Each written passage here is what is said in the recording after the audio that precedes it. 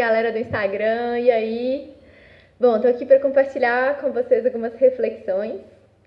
Então, tô aí nesse mundão, né, já tem um tempo, achando tudo muito maluco, aí resolvi pesquisar, tentar entender essas coisas que estão acontecendo, essa dinâmica maluca do mundo. E aí, nesse pacote dessas coisas malucas, uma coisa que pra mim não parece que tá fazendo muito sentido, que tá dando muito certo, é a economia.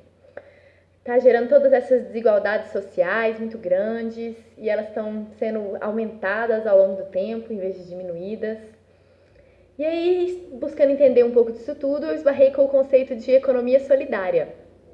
A economia solidária, ela traz essa ideia de valorizar o trabalho e o trabalhador, ao invés de valorizar o lucro e a mercadoria em si. Então, traz aí essa ideia de redes de economia solidária, que são redes de pessoas que produzem, que consomem umas das outras, nessa ideia da economia solidária, né, de ser solidário, de comprar uns dos outros e ajudar uns aos outros. Então, traz essa ideia da gente consumir as coisas da nossa comunidade, né? Mesmo se você é de uma cidade grande, comprar coisas dos produtores locais do seu bairro ou da sua região, para poder movimentar a economia dentro do seu núcleo e colocar essa economia para girar e empoderar as pessoas e as comunidades. Então, mesmo que, por mais que você comprar um produto de uma grande multinacional, tipo uma roupa de fast fashion ou uma comida de fast food ou um produto numa grande rede de supermercados, por mais que ele aparentemente tenha um custo menor, por ele ser mais barato, ele tem um custo em que está envolvido nele, que é o custo de produção chamado de externalidade da produção, que não é computado naquele preço que você vai pagar ali, que é o custo de exploração do meio ambiente e o custo de exploração do trabalho, né? Exploração humana também. Então, a gente criar essa consciência mesmo, buscar valorizar, empoderar as pessoas, o comércio local, um comércio consciente. E aí, a economia solidária ela é esse ponto-chave mesmo, né, nessa ideia de tentar diminuir as desigualdades sociais, mas ela ainda tem um calcanhar de Aquiles, né? Ainda tem uma debilidade, que é com relação ao trabalho doméstico, ou ao trabalho feminino, vamos falar, né? Porque esse trabalho, ele continua, mesmo na economia solidária, sendo invisibilizado e desvalorizado.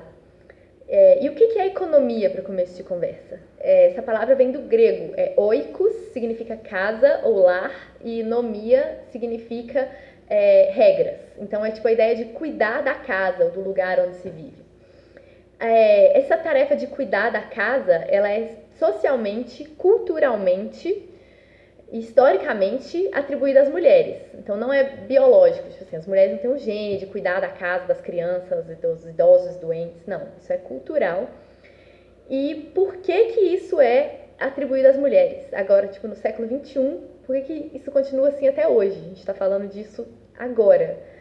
Então, a gente pensar que, principalmente depois da Revolução Industrial, quem criou esse sistema econômico em que a gente vive foram homens brancos, com mais de 30 anos, boa parte deles ingleses ou de países ricos, e eles definiram qual trabalho que é valorizado e qual que não é. Então, tipo, bom, eu tô lendo esse livrinho aqui, que chama Economia Feminista e Economia Solidária. Ele fala um pouco disso.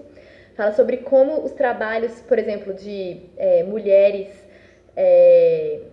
os trabalhos socialmente atribuídos às mulheres, tipo de ensino fundamental e básico, ou trabalhos tipo de enfermagem, de cuidados assim, são menos remunerados com relação a outros que são culturalmente exercidos por homens.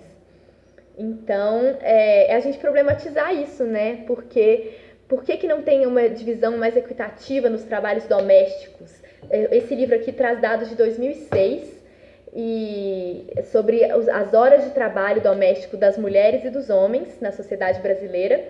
E eu fui olhar dados do IBGE de 2018 e os dados continuam mais ou menos praticamente a mesma coisa, que são 22 horas de trabalho semanais domésticos feitos por mulheres e pelos homens 10 horas. Isso, tipo assim, 92% das mulheres da sociedade brasileira fazem algum tipo de trabalho doméstico. e 78% dos homens fazem algum tipo, não fala quanto nem quais. Então, por quê, né? Vamos problematizar. Por que essa dupla jornada de trabalho, que é tão cansativa, que tira o tempo de lazer, de cuidados pessoais, ela se recai sobre as mulheres e não é uma divisão mais equânime?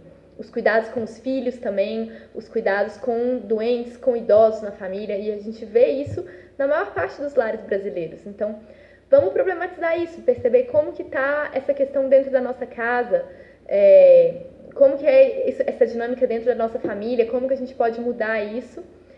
E, bom, mesmo esse livro não traz respostas, nada do que eu estudei, eu não estou aqui para trazer respostas, tudo isso traz mais perguntas, né?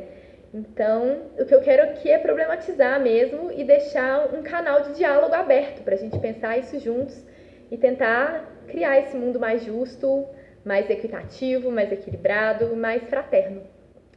E é isso. Muito obrigada pela atenção. Valeu aí.